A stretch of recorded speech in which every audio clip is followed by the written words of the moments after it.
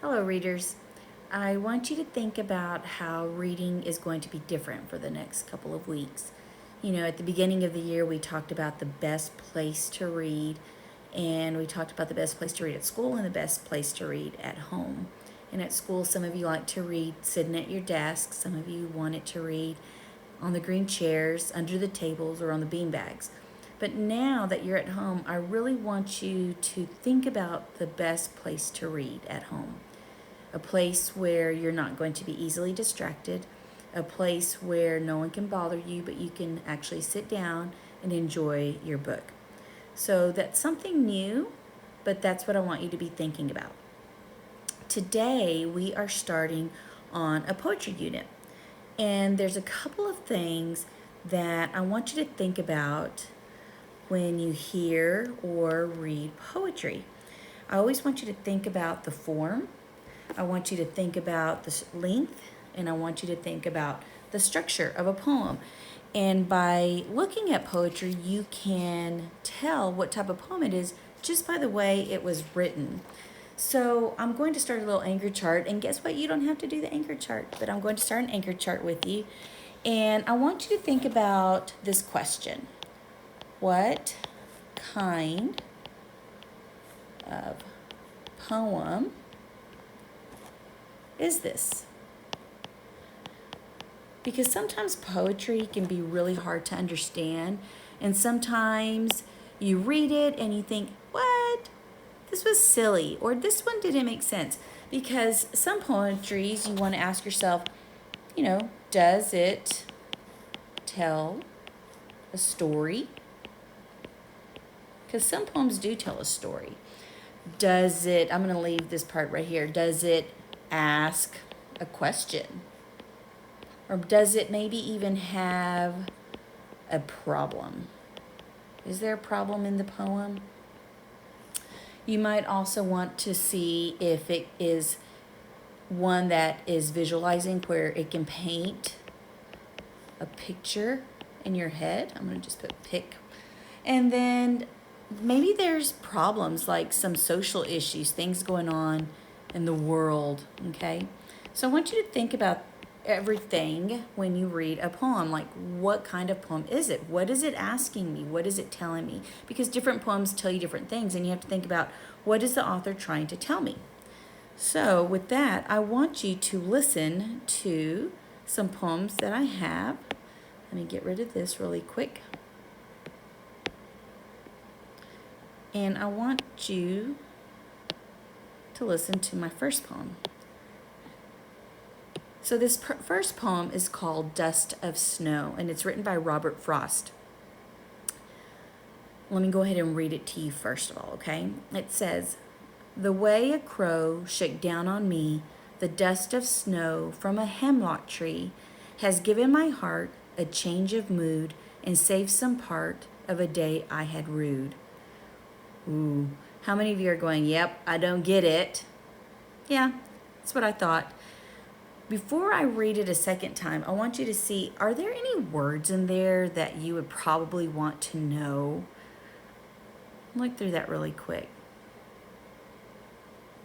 I hope you're saying, what in the world is this word right here? Rude. Have you ever heard of that word before? Rude means sorrow. So it means like you're sad about something. So let's talk about this poem. It says, "The way a crow shook down on me the dust of snow from a hemlock tree has given my heart a change of mood and saved some part of a day I had rued." So it's basically saying that he was having a really bad day that day, and a crow came along. And usually when you think of crows, you think of dark, you think of, death.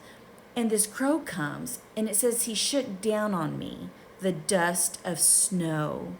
So in this poem, he's kind of connecting nature with human, because he's talking about snow. And when it snows, what's a feeling that you get inside of you? Hopefully you said happiness, because I know when I see snow, it makes me happy, because snow is just fun.